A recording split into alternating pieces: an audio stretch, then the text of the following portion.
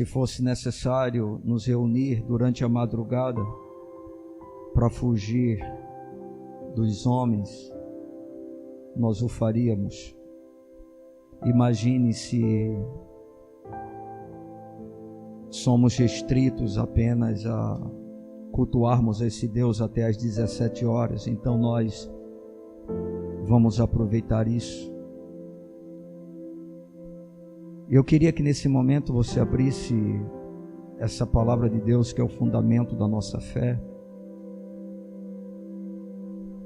e é por meio dela que nós podemos conhecer a esse Deus. No livro de Provérbios, no capítulo de número 28,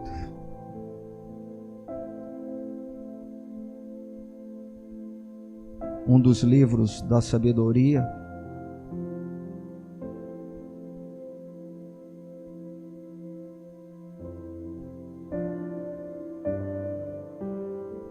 capítulo de número 28.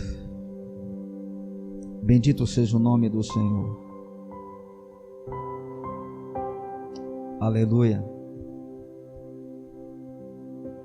O versículo que nós vamos basear a nossa reflexão é o versículo de número 13.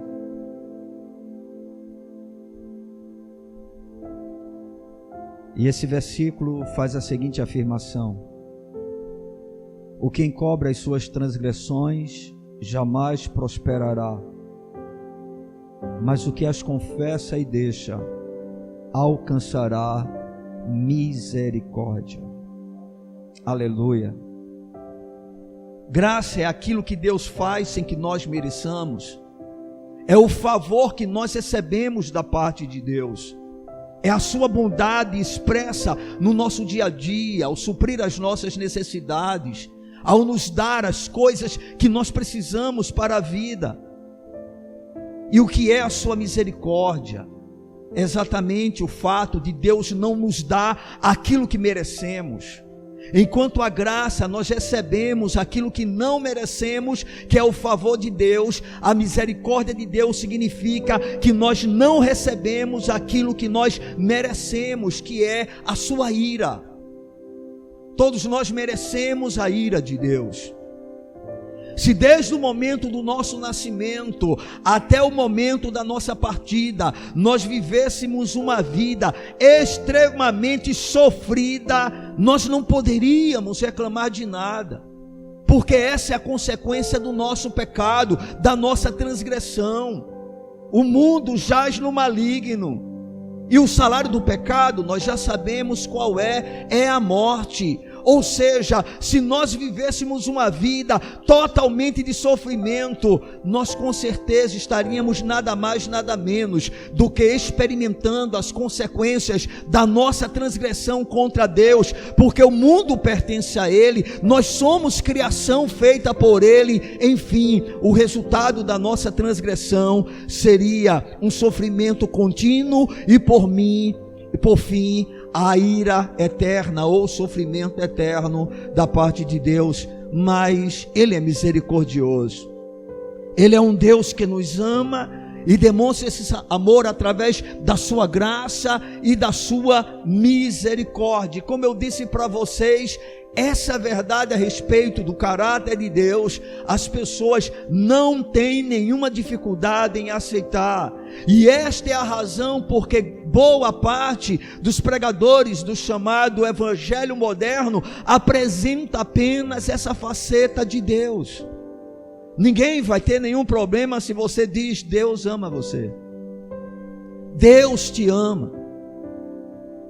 Esse tipo de mensagem não causa praticamente nenhuma repulsa por parte das pessoas. Você pode dizer isso para um sodomita e ele vai acatar muito bem. Você vai dizer isso para um idólatra e ele vai receber de forma maravilhosa. Você pode falar isso para um traficante, para um assassino, para um mentiroso, e ele vai ficar até feliz e dizer: poxa vida, que bom, Deus me ama, que coisa incrível. Deus é amor, é verdade. E lamentavelmente, queridos, essa verdade a respeito de Deus, que com certeza a palavra de Deus revela, ela tem sido muito mal compreendida. sobretudo quando se trata da maior necessidade que todos nós possuímos da parte desse Deus, que é o perdão dos nossos pecados. Quando se trata do perdão dos nossos pecados, a compreensão destas verdades, ou da verdade de que Deus é amor, ela não tem sido realmente como as Escrituras revelam. Porque na cabeça do pecador, pelo fato de Deus o amar, isso quer dizer que no final das contas, não importa o que ele faça ou como ele viva, ele experimentará o perdão de Deus, e é claro, Deus o guardará seguro, e ele terá o privilégio de viver eternamente com esse mesmo Senhor, porque afinal de contas, Deus é amor. Existe um grupo na teologia que é denominado de universalistas, e essas pessoas acreditam que no final das contas, independente de qual pecador, de quão terrível seja o pecador, todos os pecadores serão salvos, tendo em vista que Jesus morreu por todos. Então o que o homem fizer, independente, no final das contas, ele será perdoado, terá todos os seus pecados apagados e viverá eternamente com Deus. Mas não é isso o que a Bíblia nos revela. Segundo as Escrituras Sagradas, queridos, conforme a gente vai observar nessa noite no texto de Provérbios, que serve para nós como uma lembrança, que quando o assunto é o perdão dos nossos pecados, a misericórdia de Deus sobre nós depende de pelo menos 3 atitudes da nossa parte. E são sobre essas atitudes que nós gostaríamos de tratar nesta noite, para que a gente não se iluda com a verdade maravilhosa de que Deus é amor. De fato, essa é uma verdade que deve fazer com que o nosso coração se alegre a cada dia, porque, por exemplo, se nós estamos respirando agora é porque Deus é amor. Se chegamos a este lugar é porque Deus é amor. Se temos alguma saúde é porque Deus é amor. Se temos pão na nossa mesa é porque Deus é amor. Se respiramos é porque Deus é amor. Algo que a gente não dá muito valor, não é verdade? É algo tão comum, a gente respira o tempo todo. É tão natural que a gente nem percebe que precisa do oxigênio para sobreviver. E que coisa gloriosa, é de graça. A gente não precisa comprar tubo de oxigênio para respirar. Deus nos dá graciosamente. A gente só vai perceber o quanto Ele é importante quando porventura temos algum problema em que a respiração começa a faltar. Que é o que tem acontecido com muita gente dentro dessa crise, né, de saúde que nós estamos vivendo, tendo em vista que essa enfermidade tem atingido as pessoas de uma maneira muito cruel, e um dos sintomas dela é fazer com que as pessoas encontrem dificuldade de respirar, ao ponto muitas vezes delas necessitarem de equipamentos para manterem elas respirando. Ou seja, estamos aqui por causa da graça de Deus. E até o oxigênio pago é da graça de Deus. É fruto da graça de Deus. Amém, irmãos? Não fomos destruídos durante este dia, porque Deus é misericordioso. E aqui estamos nós, tendo a oportunidade por causa da sua graça e misericórdia, não apenas de engrandecer o seu nome, louvá-lo, adorá-lo, mas também ouvir a sua gloriosa palavra. E para que eu e você não sejamos enganados, nós queremos entender que essa misericórdia da parte de Deus, ao operar na vida do homem pecador, quando se trata do perdão dos seus pecados, é necessário por parte do homem pelo menos 3 atitudes. E quais são elas? A primeira delas se chama reconhecimento de culpa ou da sua própria transgressão. O capítulo de número 28, verso 13, que é a base do nosso texto ou da nossa reflexão, diz o seguinte: o que encobre as suas transgressões jamais prosperará. Amados, uma coisa impressionante que é necessário que a gente compreenda muito bem, é que ninguém experimentará o perdão dos seus pecados enquanto não reconhecer a gravidade da sua culpa. Eu vou repetir porque isso é muito importante para você. Eu e você estamos destinados ao inferno, se porventura Deus, na sua graça, não nos salvar, porque o nosso pecado é uma afronta à sua santidade. A nossa transgressão é a quebra da sua lei. É um ato claro de nossa rebeldia contra Ele. É uma prova do quanto nós o odiamos através de Adão. Enfim, nós somos culpados. E reconhecer a própria culpa, a transgressão do coração, é o primeiro passo para que alguém possa experimentar a misericórdia de Deus, quando diz respeito ao perdão dos pecados. Deus pode perdoar a todo mundo? Sim. Mas Deus não perdoará ninguém sem que haja uma consciência da sua própria transgressão. Enquanto não há esse reconhecimento, por mais misericordioso que seja Deus, e Ele demonstra o máximo da sua misericórdia, através da pessoa de Cristo, ao sacrificá-lo naquela cruz, mostrando que Ele era o Cordeiro de Deus, que tira o pecado do mundo. Apesar de toda essa misericórdia, Deus não pode perdoar um homem que não reconheça o quanto ele é pecador, o quanto ele é miserável pecador, o quanto ele é digno de ser condenado eternamente por Deus. Não existe perdão de pecado sem consciência de culpa.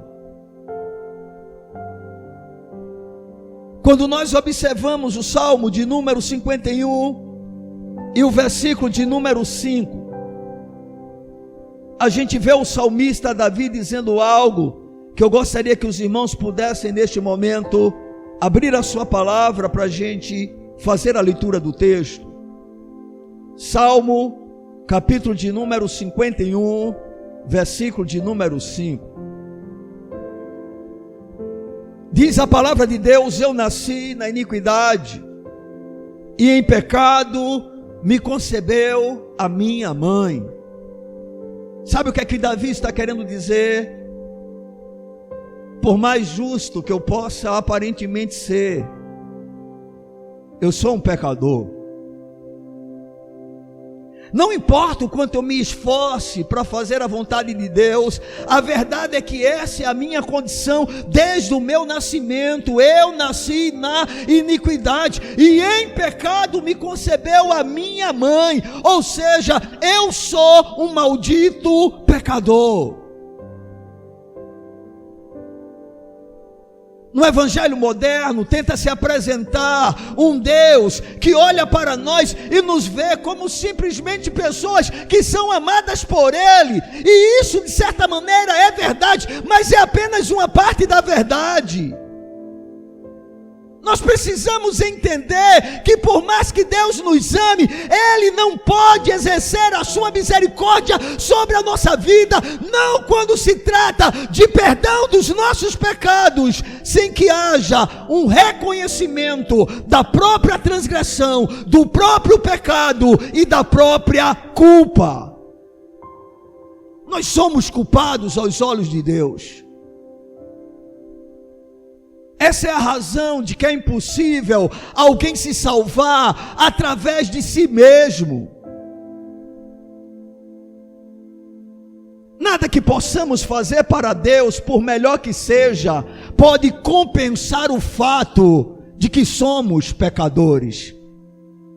Deixa eu lhe dizer uma coisa: apenas um pecado da nossa parte já seria suficiente na balança de Deus para jogar para o alto, porque o pecado iria pesar em relação a todas as nossas outras obras de justiça. E sabe por quê? Porque quando nós fazemos o certo, nós não fazemos mais do que a nossa obrigação. Quando nós agimos de maneira justa, nós estamos fazendo apenas aquilo que o próprio Deus no seu caráter é. E quando nós pecamos, nós estamos justamente transgredindo a natureza de Deus. Nós o estamos ofendendo. Nós estamos demonstrando rebeldia contra Ele. E isso já seria suficiente para a nossa condenação eterna. Olhe, por gentileza, a Bíblia diz assim: o salário dos pecados é a morte. É assim que a Bíblia diz? Não. É o salário do pecado. Não é a quantidade de pecado que nós cometemos, mas é contra quem nós pecamos. O grande problema não está naquilo que fazemos, mas contra quem fazemos.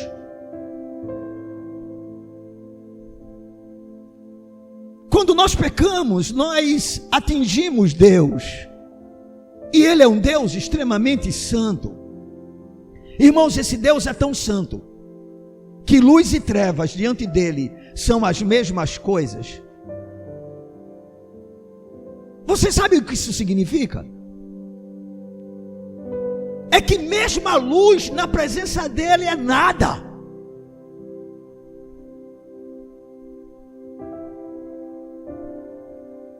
Ele é extremamente santo. E o salário do pecado é apenas a morte. Na primeira epístola do apóstolo João, escrevendo à igreja, no versículo de número 8 do capítulo 1, nós temos uma outra afirmação interessante a respeito do que estamos agora compartilhando. 1 João, capítulo de número 1, o verso de número 8. Observem, por gentileza, o que diz João. Se dissermos que não temos pecado nenhum, se dissermos que não temos pecado nenhum, a nós mesmos nos enganamos e a verdade não está em nós. Ou seja, nós precisamos reconhecer a nossa própria culpa. Nós temos que ter uma consciência do quanto o nosso pecado é ofensivo a Deus. Porque muitas vezes queremos aplacar o nosso próprio coração, tentando demonstrar que a nossa consciência de pecado, ela parece que não existe. Salomão vai dizer: aquele que encobre as suas transgressões jamais prosperará. Às vezes a gente diz: mas o meu pecado não é grande coisa, a minha culpa é pequena, isso que eu faço não é nada. Bem, não é nada aos olhos de quem?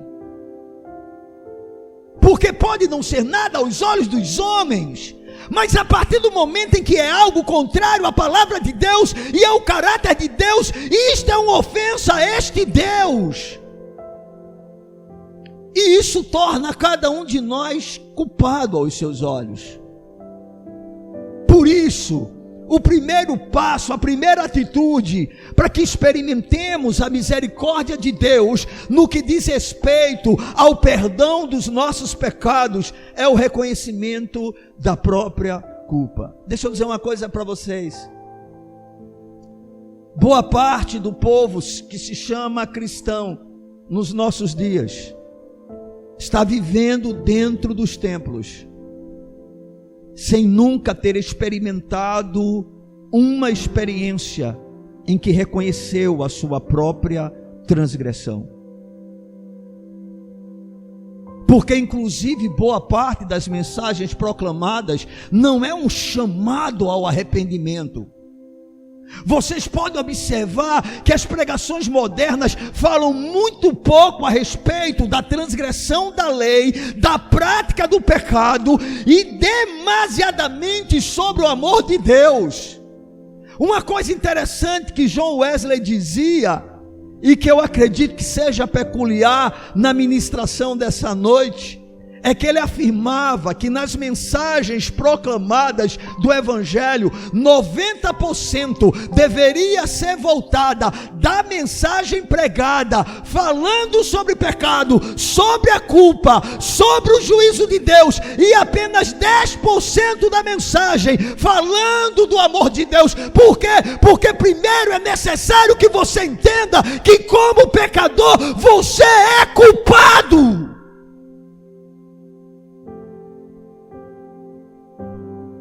E a partir daí, depois de você entender que é um transgressor da lei, que é um adúltero, que é um mentiroso, que é um fornicário, que é um mentiroso, que é um imoral, que você é um idólatra, um feiticeiro, depois que você ouve que você quebra toda a lei, aí você vai descobrir e entender que há um Deus que ama você, e que por causa desse amor, Ele lançou toda a sua ira no seu Filho amado, lá naquela cruz, para que você pudesse ser salvo.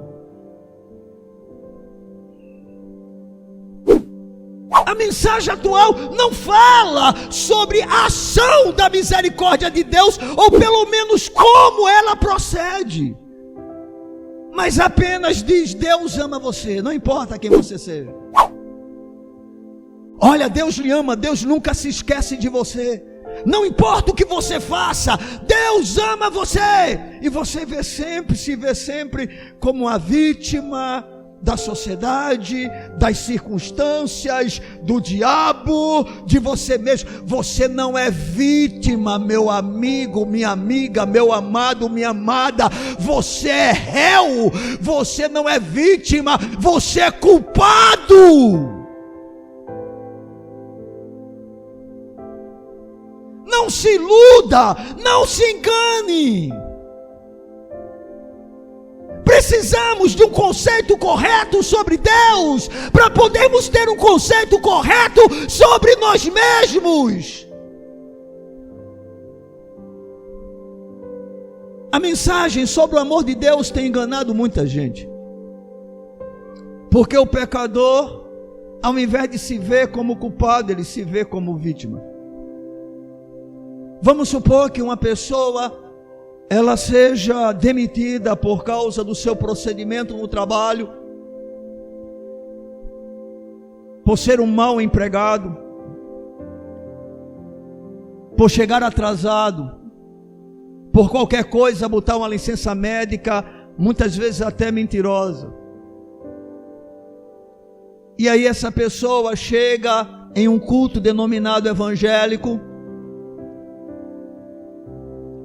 e o pregador está pregando palavras motivacionais, e aí se dirige para a multidão presente e começa a dizer para todos ali: olha, Deus ama você, não importa como porventura você viva, o que você faça, Deus ama você. Deus não é como o diabo é que veio para matar, roubar e destruir, mas Jesus veio para dar vida, e vida em abundância. Deus é o Deus que restaura, Deus é o Deus que restitui, Deus é o Deus que dá novas todas as coisas.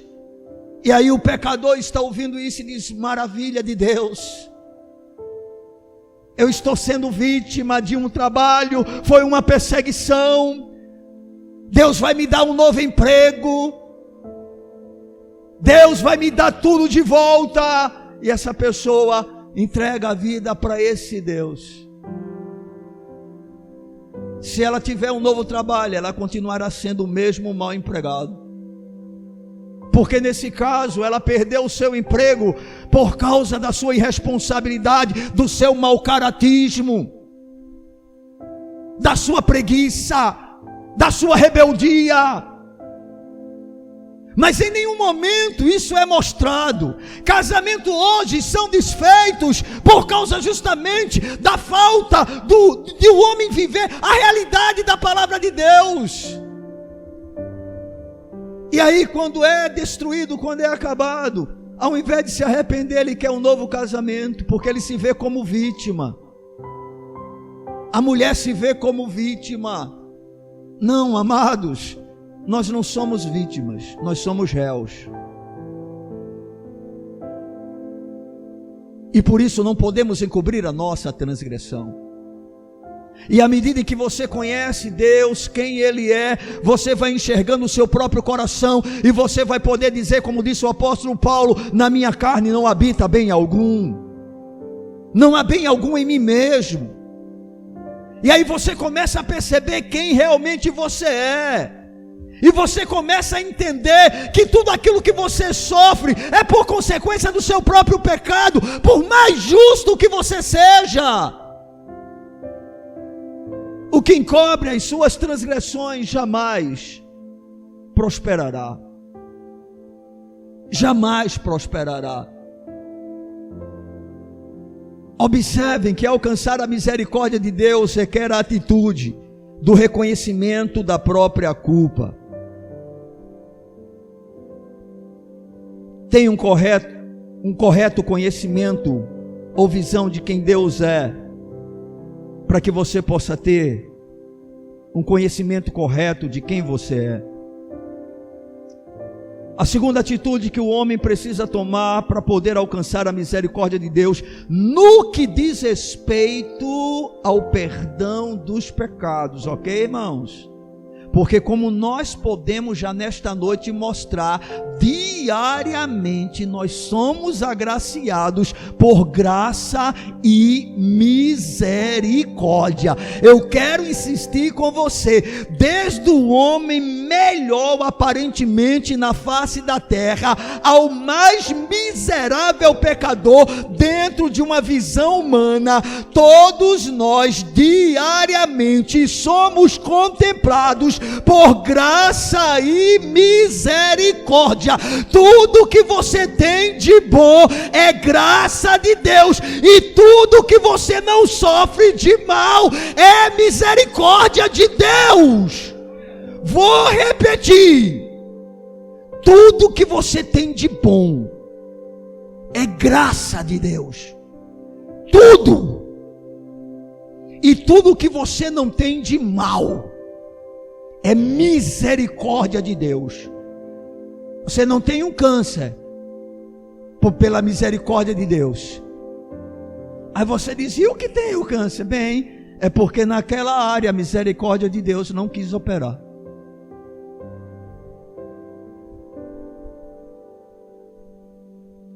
Porque se fosse como um ato punitivo a todo pecador, todos nós aqui seríamos cancerosos. Porque não há um justo, nenhum sequer. Você entende? Você comeu hoje é graça de Deus. Essa roupinha que você tem, por melhor ou mais fraquinha que seja, é graça de Deus. A família que você tem, por mais problemática que seja, é graça de Deus. Tudo que você tem de bom, glorifica a Deus, porque é graça de Deus. Tudo que você não recebe de mal, glorifica a Deus, porque é misericórdia de Deus. Isso no que diz respeito à vida natural. E a graça e a misericórdia alcançam a todos. Agora, quando se trata de perdão de pecados, aí você tem que compreender, você precisa entender que a misericórdia só alcança aqueles cujas atitudes são aqui reveladas na palavra do Senhor. E a primeira atitude que a gente viu é que para a misericórdia de Deus nos alcançar, nós temos que reconhecer a nossa própria transgressão, a nossa própria culpa, o nosso próprio pecado, e chamando o pecado como ele é, ou seja, pecado. A gente acha que mudar o nome do pecado vai torná-lo mais agradável, mas pecado é pecado. Amém? Ah, eu tenho uma fraqueza. Tá bom, tu tem uma fraqueza, tu se inclina para o mal, mas quando você cai é pecado. Pecado é pecado e deve ser chamado pelo nome. Amém, irmãos? Ah, fulano tem um caso com fulano, é adúltero. Ah, aquele casal de namorado estão fazendo sexo antes do casamento, é fornicação. Aquele homem, ele tem um relacionamento com outro homem, é sodomia. Aquele jovem gosta de cena imoral, é pornografia.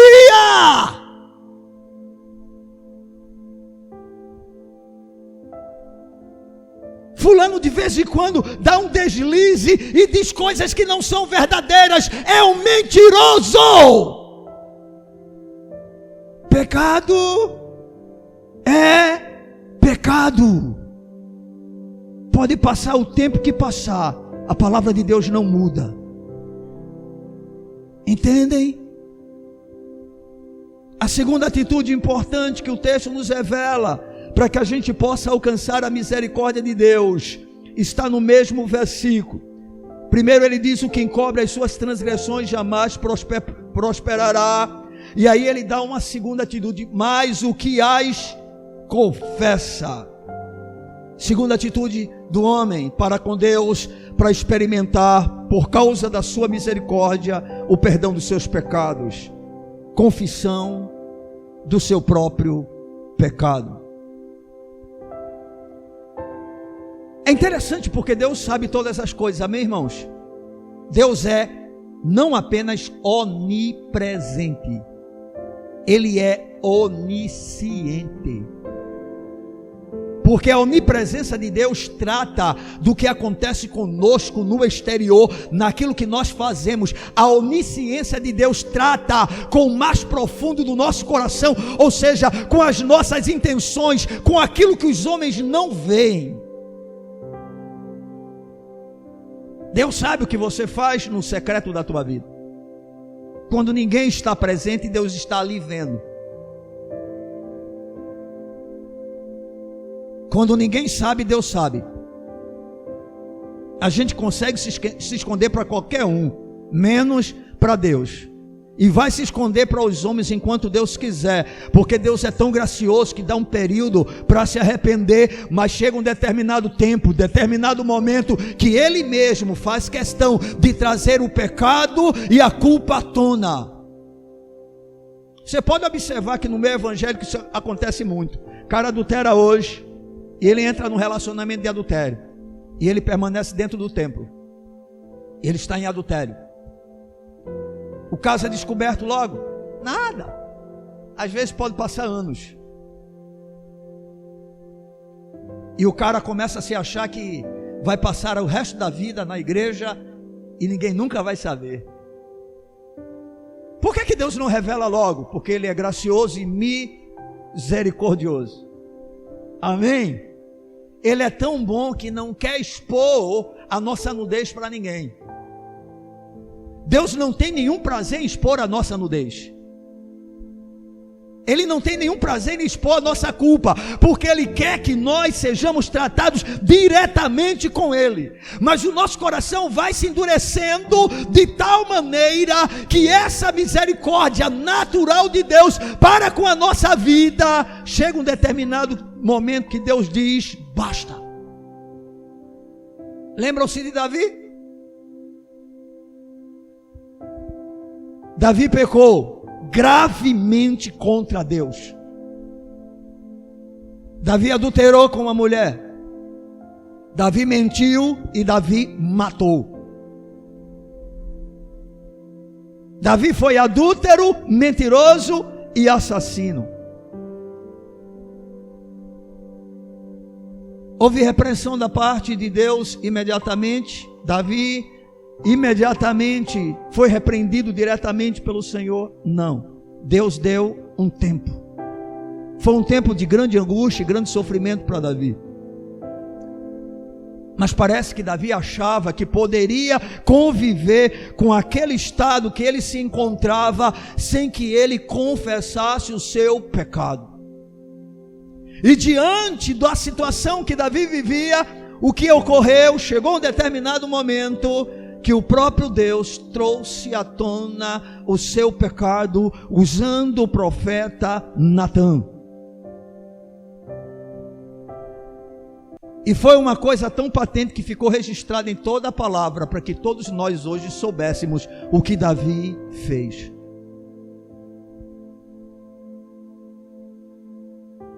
Deus vai sempre dar um período para que a gente diga: eu pequei. Senhor, tem misericórdia de mim.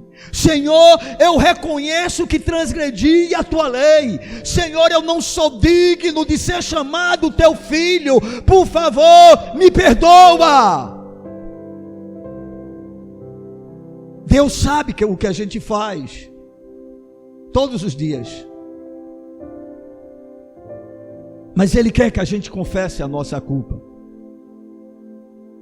E aí, dependendo da situação que ocorrer, isso tem que ser feito uma coisa diretamente com Deus, ou até mesmo envolvendo aqueles que estão à nossa volta. Tudo vai depender do pecado que nós cometemos. Todo pecado precisa de arrependimento, mas nem todo arrependimento tem as mesmas consequências.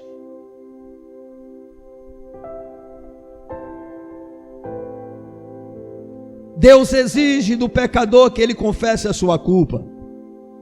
Eu queria que você confirmasse comigo o que nós falamos a respeito de Davi, no segundo livro de Samuel, no capítulo de número 12, o verso de número 13. Segundo livro de Samuel, capítulo 12, versículo de número 13. Davi já cometeu o adultério.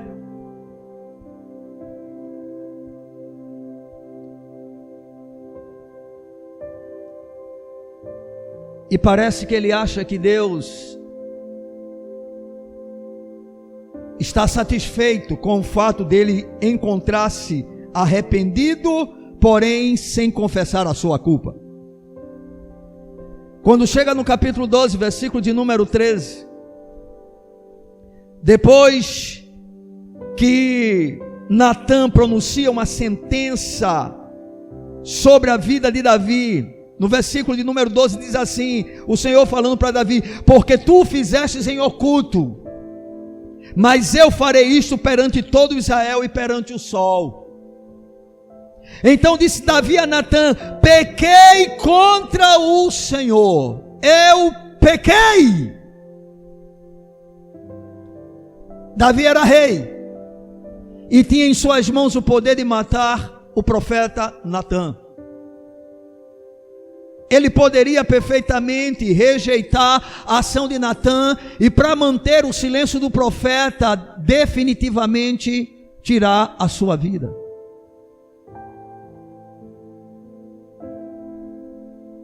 Mas Davi diz: eu pequei contra o Senhor, eu transgredi a sua lei. Eu fiz aquilo que não era devido para mim fazer. Eu pequei.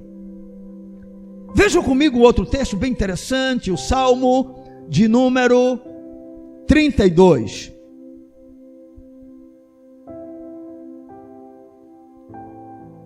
Salmo de número 32.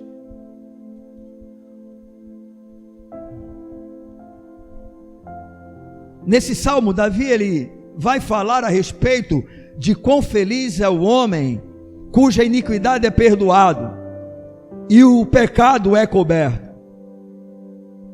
Quando chega no versículo de número 4,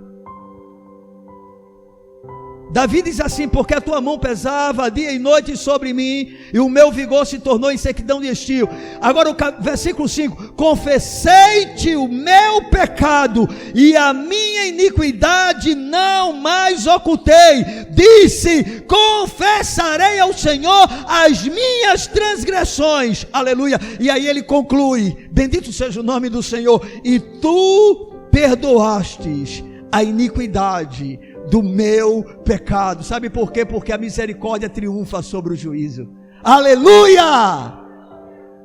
Aleluia! Irmão, nós temos um Deus maravilhoso. Ele tem prazer em nos perdoar. Por quê? Porque Ele nos ama. Mas Ele sabe que a nossa falta de confissão nada mais é do que uma tentativa de permanecer com o mesmo pecado no coração. E quando não há confissão, normalmente o pecado está sempre retornando, sempre de volta, e você sempre o comete novamente.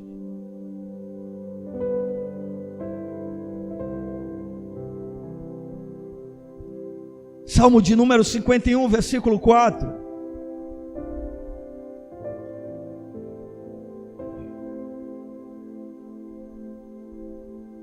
Esse salmo foi composto exatamente no período em que Natã foi até Davi para confrontá-lo. Quando chega no versículo de número 4, Davi, nessa canção de lamento pela sua própria culpa, ele diz: pequei contra ti somente, e fiz o que é mal perante os teus olhos, de maneira que serás tido por justo no teu falar e puro no teu julgar. Pequei contra ti. A gente pensa que os nossos pecados são pecados porque nós fazemos coisa contra outras pessoas. Não, nós pecamos porque fazemos coisas contra Deus. A gravidade do nosso adultério não está porque traímos a mulher que amamos ou que estamos em uma aliança com ela.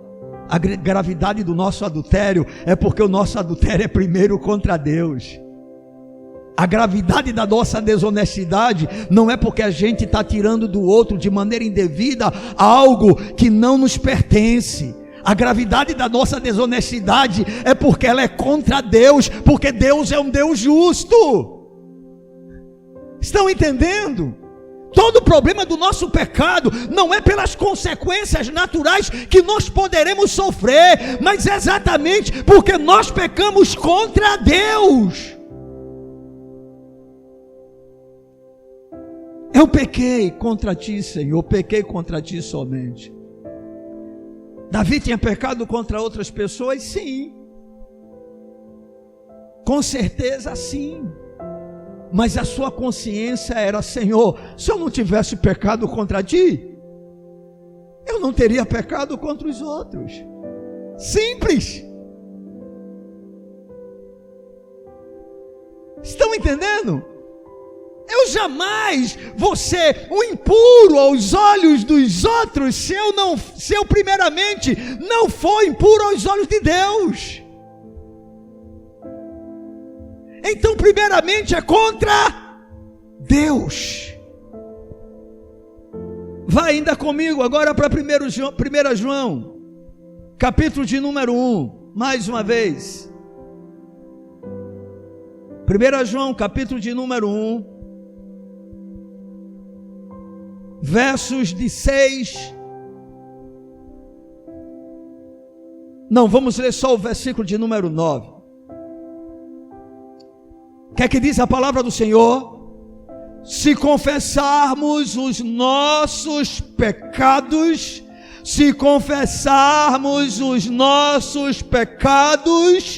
Ele é fiel e justo para nos perdoar os pecados e nos purificar de toda injustiça.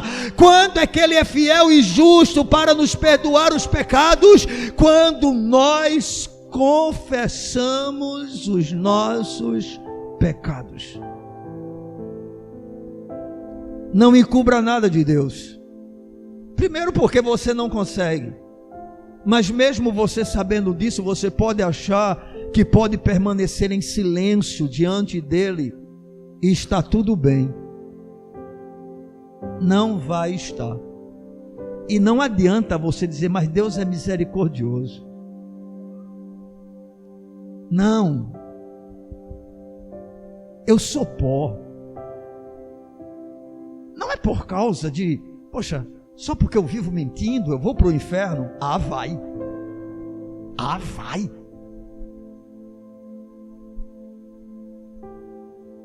Ah, só porque eu vivo na pornografia, na internet, eu não vou para a cama com ninguém, eu vou para o inferno? Ah, vai.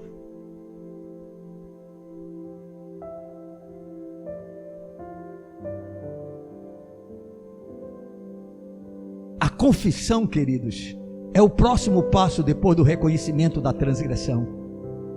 Sem o primeiro, você jamais fará o segundo. Primeiro eu reconheço, eu sou pecador.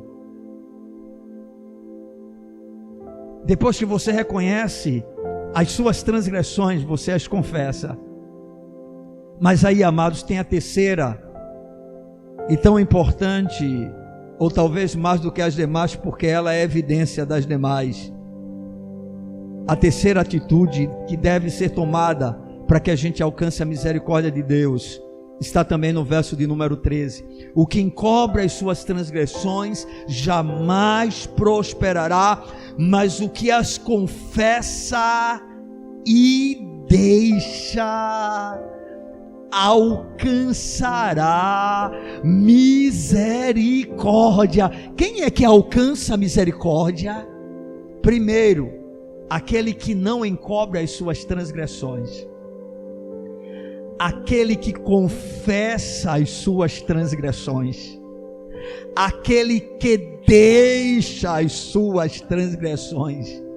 Amados, está aqui exatamente as condições estabelecidas pelo próprio Deus, para que a misericórdia dele, no que diz respeito ao perdão dos nossos pecados, possa nos alcançar, porque é exatamente o que o texto diz: estes alcançarão misericórdia.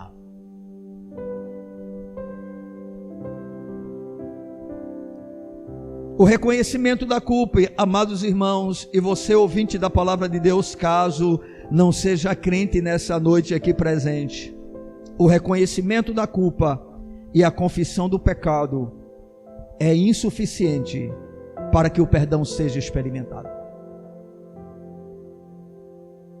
A confissão da culpa, aliás, o reconhecimento da culpa e a confissão do pecado é insuficiente para que a misericórdia de Deus nos alcance no que diz respeito ao perdão dos nossos pecados.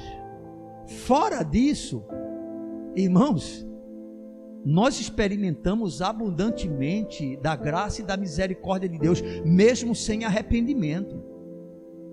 Sim ou não? Sim. Você vê, por exemplo, crente prosperando financeiramente com a vida toda troncha aos olhos de Deus. Crente saudável, tudo que faz aparentemente dá certo. O que é isso, irmãos? Misericórdia de Deus, graça de Deus.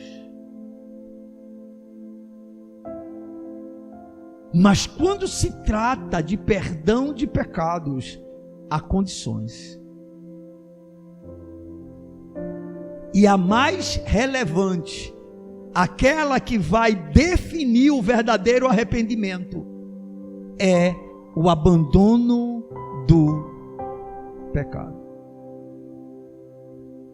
Isso não quer dizer necessariamente que eu não vá travar uma luta contra aquele pecado que eu reconheço ser pecado e me arrependi diante do Senhor e abandonei, mas estou travando uma batalha e talvez até em alguns momentos eu possa, por uma fraqueza, retroceder e até mesmo cair.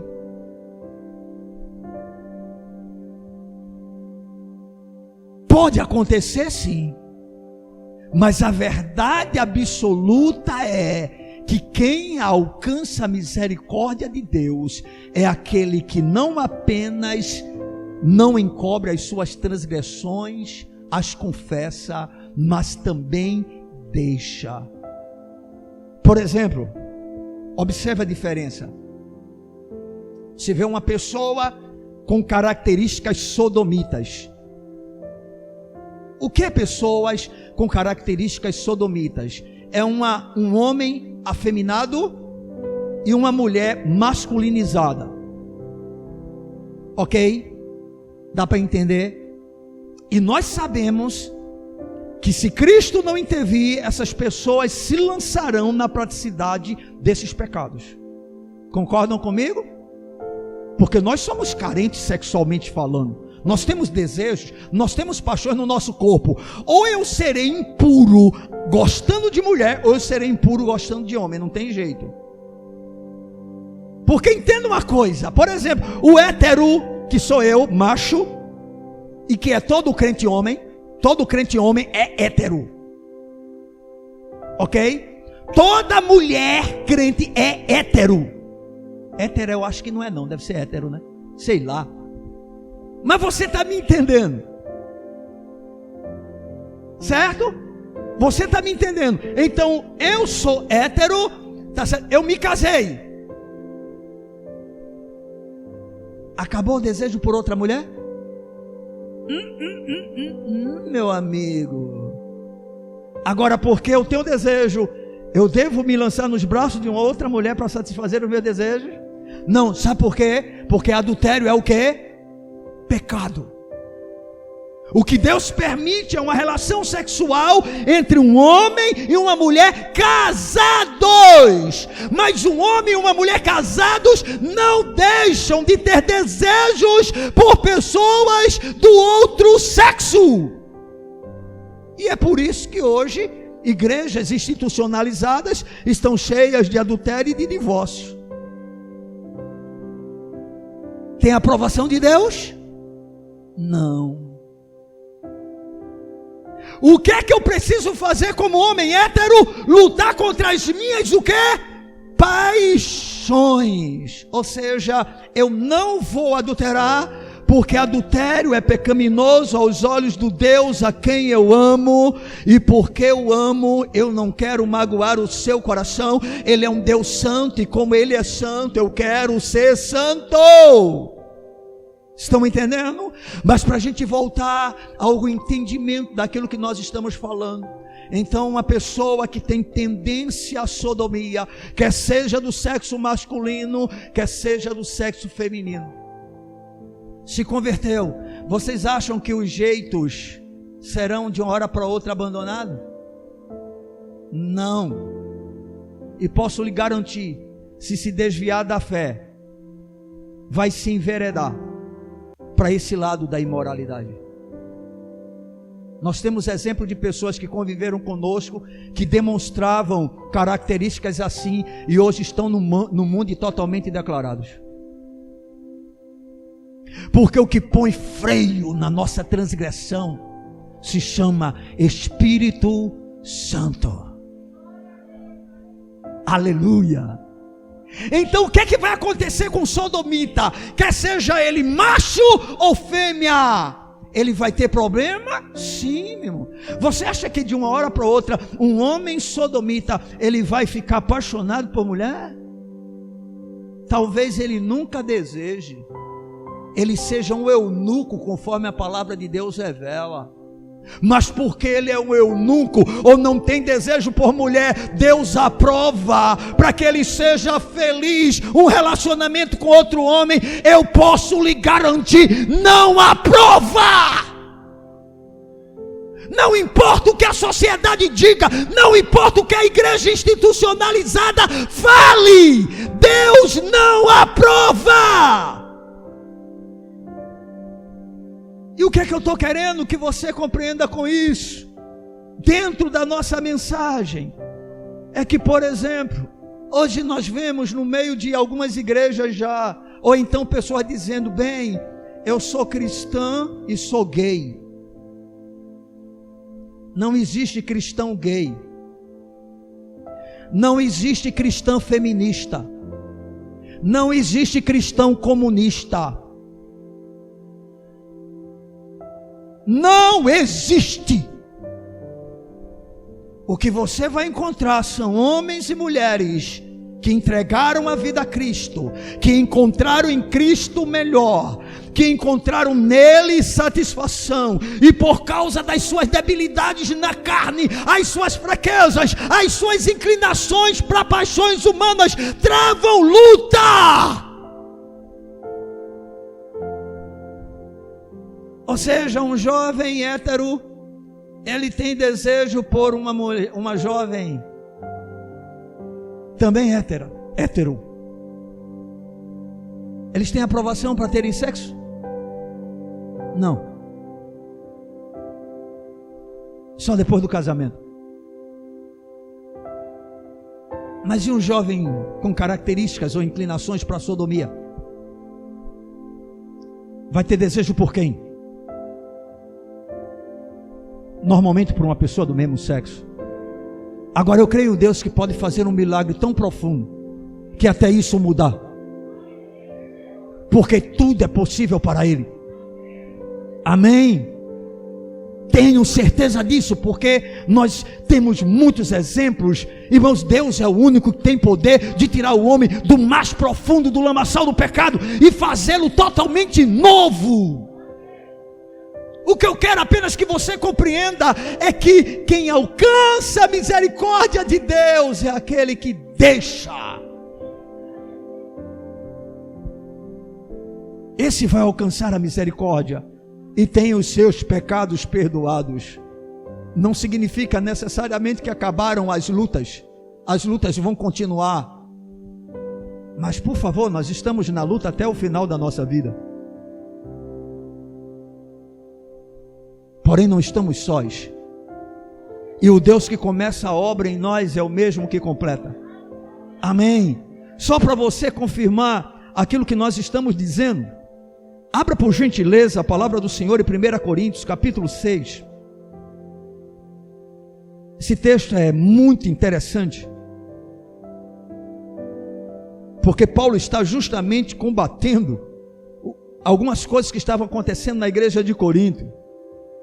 Provavelmente alguns irmãos estavam entendendo a graça de Deus de uma forma distorcida e achando que entregar a vida para Jesus, e como Paulo fazia um apelo à liberdade, todos nós somos livres para servir ao Senhor, e alguns cristãos parece que estavam achando que poderia continuar com mais de uma mulher, né? Quem era sodomita permanecendo na relação. Aí Paulo chama para o estreito.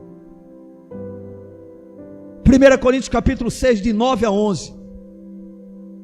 Observem: ou não sabeis que os injustos não herdarão o reino de Deus? Agora veja essa palavra, ela é muito forte. Não vos enganeis, nem impuros, nem idólatras, nem adúlteros, nem efeminados, nem sodomitas, nem ladrões, nem avarentos, nem bêbados, nem maldizentes, nem roubadores herdarão o reino de Deus. E ele conclui afirmando: tais fostes alguns de vós, mas vós vos lavastes, mas fostes santificados, mas fostes justificados em o nome do Senhor Jesus Cristo e no Espírito do nosso Deus. Ou seja, vocês foram. Se vocês realmente nasceram de novo, experimentaram a misericórdia de Deus no que diz respeito ao perdão dos seus pecados, vocês não são mais. Porque tais pessoas não podem herdar o reino dos céus. Não podem, irmãos. Ah, mas todos nós somos pecadores. Sim, é verdade. Ninguém está dizendo aqui que vamos para os céus por causa da nossa perfeição. Vamos para o céu por causa de Cristo. Aleluia. Mas as condições estão na palavra para que a graça nos alcance, para que a misericórdia nos alcance. E dentro do que nós estamos aprendendo nessa noite, essa misericórdia nos alcança quando nós não encobrimos as nossas transgressões, quando nós entendemos quem realmente somos, quando nós confessamos os nossos pecados, as nossas culpas, primeiramente a Deus e, se for necessário, aos outros. Inclusive, irmão, deixa eu dizer algo: alguns pecados que praticamos, dependendo do que seja, é importante até você confessar. para pessoas com quem você conviva e que você saiba que pode realmente contar com elas como alguém que de fato é um homem ou uma mulher de Deus. Porque tais pessoas vão lhe ajudar em oração, vão lhe ajudar lhe confrontando com o seu pecado, e isso vai lhe dar força para que você possa triunfar de uma maneira mais fácil sobre o pecado que lhe aflige, que lhe atormenta e com o qual você tem tanta dificuldade de lidar. Quanto mais a gente tenta esconder as nossas transgressões, mais difícil fica de ser alcançado pela misericórdia de Deus. Às vezes nós achamos, não, mas confessar apenas a Deus é o mais importante. Entendeu? É o mais importante. Mas em alguns momentos pode ser importante a confissão. Lembram-se qual foi o apóstolo que disse: confessai as vossas culpas uns aos outros, para que vocês possam sarar. Eu acho que foi Paulo. Confessem as culpas de vocês uns aos outros. Às vezes é importante. Amém, amados? Abandono do pecado. Aqui nós temos o caminho seguro para que a misericórdia de Deus em relação ao nosso perdão, que trata diretamente da vida eterna, possa nos alcançar. Todos nós estamos debaixo da graça e da misericórdia de Deus e as experimentamos todos os dias, a cada manhã. Amém? Mas em se tratando do perdão dos nossos pecados, nós precisamos tomar essas 3 atitudes para que a misericórdia do Senhor possa nos alcançar. E veja bem, isso é tão maravilhoso, porque muitas vezes a misericórdia de Deus, por causa da nossa transgressão, nós continuamos sofrendo os efeitos da nossa culpa, mas no que diz respeito à eternidade, podemos ter plena certeza de que nenhuma condenação há para os que estão em Cristo Jesus. Muitas vezes a confissão da culpa e o abandono do pecado não serão suficientes para que a gente deixe de sofrer as consequências do nosso pecado. Mas uma coisa é certa: se nos arrependemos de verdade, Deus vai nos perdoar. Amém? A gente pode usar o exemplo de Davi para tratar sobre esse assunto. Quando Davi foi confrontado pelo profeta Natã, inclusive Davi pronunciou uma sentença sobre si mesmo, porque diante da história que Natã contou, Davi disse: esse homem deve morrer. Natã imediatamente disse: tu és esse homem, mas tu não morrerás. Glória a Deus. Deus poupou a vida de Davi. Deus perdoou Davi. Amém? E nós sabemos disso. Mas Davi não sofreu as consequências? Sofreu. Ele viu a sua casa ser literalmente, como é que eu poderia dizer? Entrou num processo de desordem total. Davi teve uma filha estuprada pelo próprio irmão. Davi teve um filho assassinado pelo outro filho dele, Absalão. Davi teve o seu filho Absalão fazendo um motim contra o próprio pai, tomando o reino que pertencia a Davi.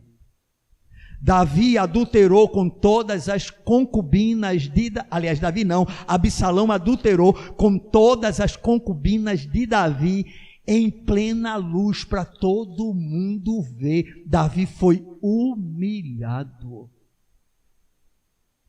Às vezes a gente quer confessar a nossa culpa quando a coisa aperta, entende? Quando a gente começa a perceber que estamos sofrendo os efeitos da nossa transgressão, aí a gente diz: eu pequei, Senhor, com a tentativa de que Deus imediatamente mude toda a situação e restaure tudo. Ei, nem sempre vai acontecer assim. Às vezes Deus vai permitir que a gente sofra todas as consequências da nossa culpa, mas louvado seja o nome do Senhor, o mais importante Ele nos dará, que é o perdão dos nossos pecados, porque é isso que restaura a nossa relação com Ele e nos concede a graça de podermos dizer que agora nenhuma condenação há para os que estão em Cristo Jesus. Bendito seja o nome do Senhor. Se nós confessarmos as nossas culpas, os nossos pecados, nós temos um Deus que é fiel e justo para nos perdoar de todos os pecados e nos purificar de toda a iniquidade. Esse é o Deus da Bíblia, um Deus cuja misericórdia não tem fim. Amém? Eu quero concluir essa reflexão dizendo para os amados aqui presentes que Deus é amor. Isso é um fato. Que a sua graça e a sua misericórdia são as maiores expressões deste amor para conosco. Não há maior expressão de amor, irmãos, do que a graça e a misericórdia de Deus. E nunca se esqueça, graça é Deus fazer aquilo que você não merece. Amém? Às vezes a gente acha que merece tanta coisa, né? Não. Você não merece a bondade de Deus. Bote isso na sua cabeça. Quando você entender isso, não importa o que aconteça, você terá um coração agradecido. E misericórdia é Deus não te dar aquilo que você merece. O que é que você merece? O mal da parte de Deus, o seu juízo, a sua ira. E por que você não recebe isso? Porque Ele é misericordioso. Amém, irmão? Glorificado seja o Senhor. É misericórdia, irmão. Deus é amor. E o seu amor é apresentado e demonstrado na sua graça e misericórdia. E isso nós temos experimentado todos os dias. Nunca, porém, devemos nos esquecer que se quisermos alcançar a sua misericórdia, no que diz respeito ao perdão dos nossos pecados, o que é a coisa mais importante da nossa vida terrena, nós precisamos experimentar um arrependimento verdadeiro e sincero, que é demonstrado no reconhecimento da gravidade do nosso pecado, na confissão desse pecado e o abandono do mesmo pecado. Só assim nós vamos poder ter a certeza que a misericórdia de Deus nos alcançou. Amém? Não há misericórdia de Deus no que diz respeito a perdão de pecados sem arrependimento verdadeiro e sincero. Que o Senhor nos ajude. Amém? Amarmos esse Deus de tal maneira que fiquemos maravilhados com a sua graça e misericórdia, e que experimentemos essa misericórdia não apenas, no que se diz respeito ao mal não nos sobrevir, ou a sua bondade vir sobre nós, não, irmãos, mas sobretudo a uma experiência real, de um arrependimento verdadeiro, onde Deus ele seja glorificado através da nossa vida. Vamos ficar de pé na presença desse Deus. Aleluia.